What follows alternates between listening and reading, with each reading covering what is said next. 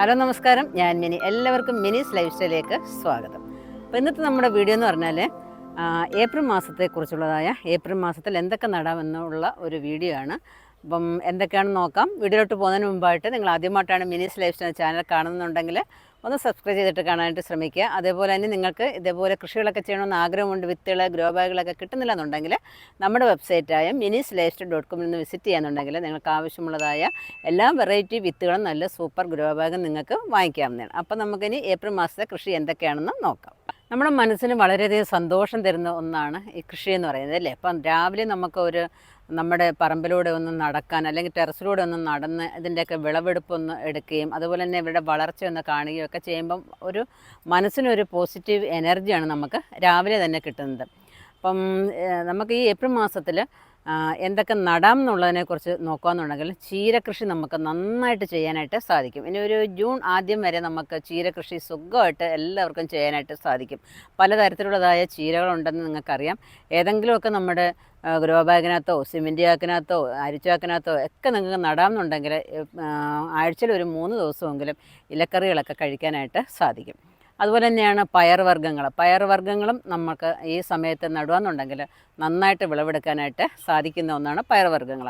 ഇപ്പം വിഷുവൊക്കെ വരാൻ പോവുകയാണ്. അപ്പം ഓരോ മാസത്തെയും കൃഷി രീതികൾ പറഞ്ഞു തരുന്നതുകൊണ്ട് കൃഷി ചെയ്തവർക്ക് തീർച്ചയായിട്ടും നന്നായിട്ട് വിഷുവിന് നല്ല വിഭവങ്ങളൊക്കെ ഒരുക്കാനായിട്ട് സാധിക്കും. അതേപോലെ തന്നെ കണി ഒരുക്കാനായിട്ട് സാധിക്കും.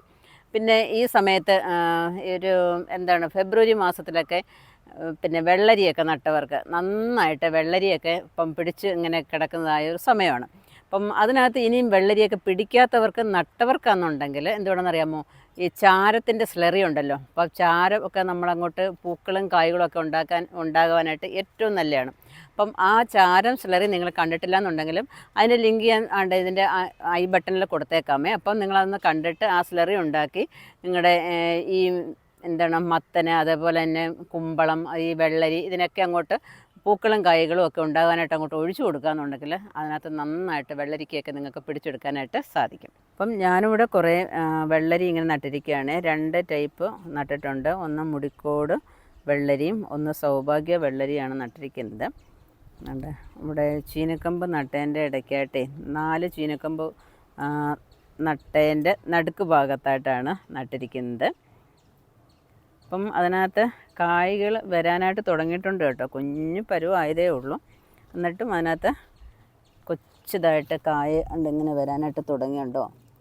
ഞാൻ പക്ഷേ അതിനെ നുള്ളി കളയുന്നൊന്നുമില്ല.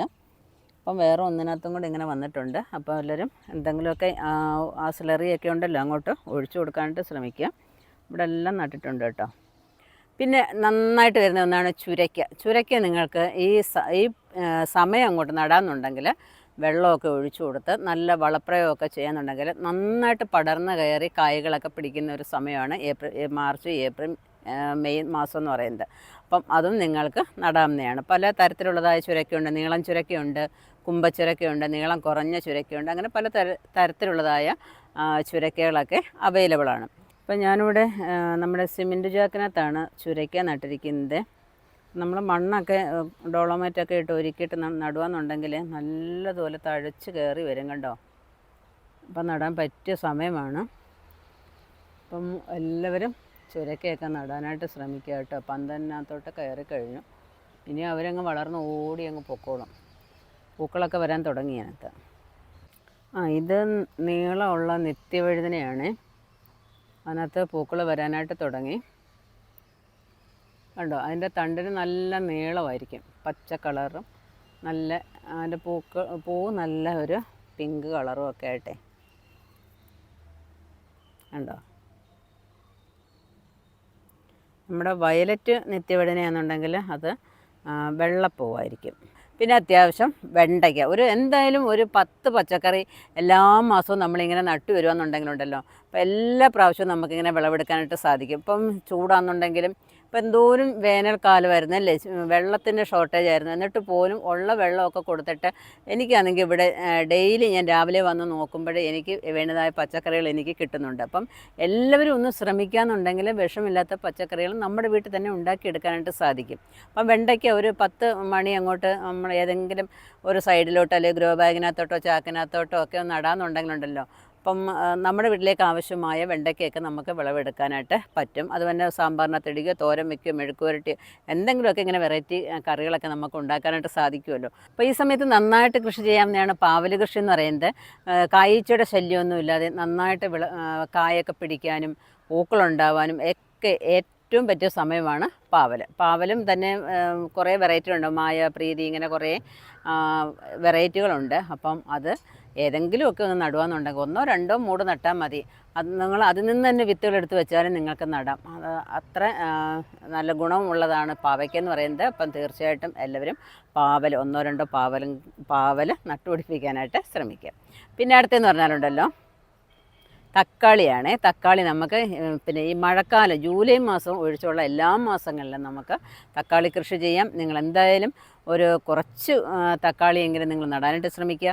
എൻ്റെ ഈ കഴിഞ്ഞ വീഡിയോയിലൊക്കെ നിങ്ങൾ കണ്ടിട്ടുണ്ടായിരിക്കും, എപ്പോഴും തക്കാളി എനിക്ക് വിളവെടുക്കാനുണ്ടായിരുന്നു.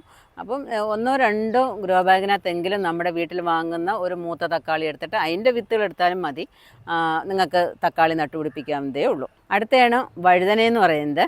വഴുതന നമുക്ക് പല വെറൈറ്റികളാണ്. ഒരു 1, 2, 10, 15 ഒന്നുമല്ല വെറൈറ്റികൾ, കുറേ വെറൈറ്റികളുണ്ട്.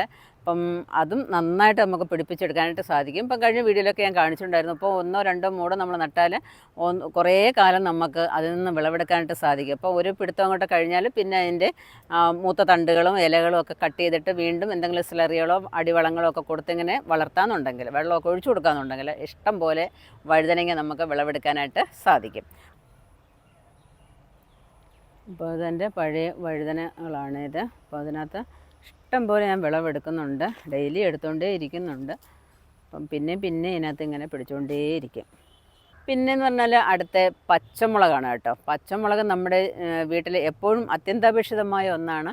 തീർച്ചയായിട്ടും പച്ചമുളകൊക്കെ നടാനായിട്ട് ശ്രമിക്കുക. പച്ചക്കറി മുളകൊക്കെ നമ്മുടെ വറ്റൽമുളകൊക്കെ വാങ്ങിക്കുമല്ലോ, അപ്പോൾ അതിൽ നിന്നും 2 മുളകെടുത്ത് പൊട്ടിച്ച് നിങ്ങൾക്ക് ഇട്ടാലും നിങ്ങൾക്ക് എന്ത് ചെയ്യാം, നമ്മുടെ വീട്ടിലേക്ക് ആവശ്യമായ പച്ചമുളക് നമുക്ക് വിളവെടുക്കാം. പിന്നെ അത് കൂടാതെ വെറൈറ്റിയൊക്കെ ആഗ്രഹിക്കുന്നവർക്ക് ഇഷ്ടം പോലെ വെറൈറ്റി മുളകിൻ്റെ വിത്തുകൾ വന്നിട്ടുണ്ട്. ആവശ്യമുള്ളവർക്കൊക്കെ വാങ്ങിച്ച് നടാവുന്നതാണ്.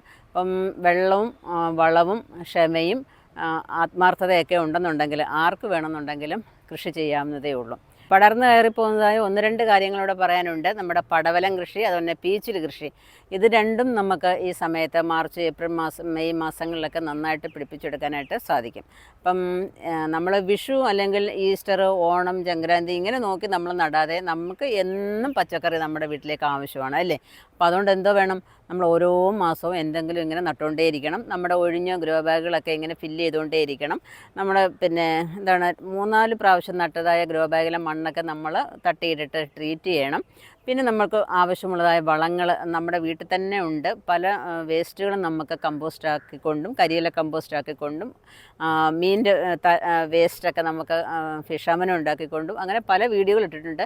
അതെല്ലാം നിങ്ങൾ അനുവർത്തിക്കാന്നുണ്ടെങ്കിൽ നമ്മുടെ കൃഷിയിലോട്ട് നമ്മൾ കൊണ്ടുവരാമെന്നുണ്ടെങ്കിൽ പ്രത്യേകിച്ച് വളമൊന്നും വാങ്ങിക്കേണ്ട കാര്യം വരുന്നില്ല. പിന്നെ പ്രത്യേകിച്ച് ഒരു 5 കോഴി ഉണ്ടെന്നുണ്ടെങ്കിൽ കോഴിവളവും ആയിട്ടുണ്ട്. അപ്പോൾ ഇങ്ങനെയൊക്കെ ചെയ്യാമെന്നുണ്ടെങ്കിൽ അധികം ചിലവില്ലാതെ നമുക്ക് കൃഷിയൊക്കെ മുന്നോട്ട് കൊണ്ടുപോകാനായിട്ട് സാധിക്കും. അപ്പം പൈസ കൊടുത്ത് കുറേ വളങ്ങൾ വാങ്ങിച്ച് വെച്ചിട്ട് കാര്യമൊന്നുമില്ല. അപ്പം നമ്മുടെ അത് ഉപയോഗിക്കേണ്ട രീതിയുണ്ട്, മണ്ണിനെ ട്രീറ്റ് ചെയ്യേണ്ട കാര്യമൊക്കെ ഉണ്ട്. അപ്പം അതൊക്കെ നമ്മൾ വീഡിയോ ചെയ്തിട്ടുണ്ട്. കാണാത്തവരൊക്കെ ഒന്ന് കണ്ടു നോക്കിയിട്ട് അതിന് പ്രകാരം നിങ്ങൾ കൃഷി ചെയ്യാനായിട്ട് ശ്രമിക്കുക. ഇപ്പോൾ ഇതേപോലെയൊക്കെ കൃഷി ചെയ്യണമെന്ന് ആഗ്രഹമുണ്ട്, വിത്തുകൾ ഗ്രോ ബാഗുകളൊക്കെ കിട്ടുന്നില്ല എന്നുണ്ടെങ്കിൽ നമ്മുടെ വെബ്സൈറ്റായ minisLifestyle.com എന്ന് വിസിറ്റ് ചെയ്യാന്നുണ്ടെങ്കിൽ നിങ്ങൾക്ക് ആവശ്യമുള്ളതായ വിത്തുകളും ഗ്രോ ബാഗുകളും ഒക്കെ വാങ്ങിക്കാവുന്നതാണ്. അപ്പോൾ നിങ്ങൾക്ക് എല്ലാവർക്കും ഈ വീഡിയോ ഇഷ്ടപ്പെട്ടുവാണെന്ന് വിചാരിക്കുന്നു. എല്ലാവരും കൃഷി ചെയ്യുക. ഇഷ്ടപ്പെടുന്നുണ്ടെങ്കിൽ ലൈക്ക് ചെയ്യാം, ഷെയർ ചെയ്യാം. ഇതുവരെയും സബ്സ്ക്രൈബ് ചെയ്യാതെ കാണുന്നവരാണെന്നുണ്ടെങ്കിൽ ഒന്ന് സബ്സ്ക്രൈബ് ചെയ്തിട്ട് കാണാനായിട്ട് ശ്രമിക്കുക. അതുപോലെ ഫേസ്ബുക്കിലോ നിങ്ങൾ കാണുന്നുണ്ടെങ്കിൽ അവിടെ ഒന്ന് ഫോളോ ചെയ്തേക്കുക. അപ്പോൾ അടുത്ത വീഡിയോ കാണുന്നവരെ ഞാൻ മിനി. നന്ദി, നമസ്കാരം.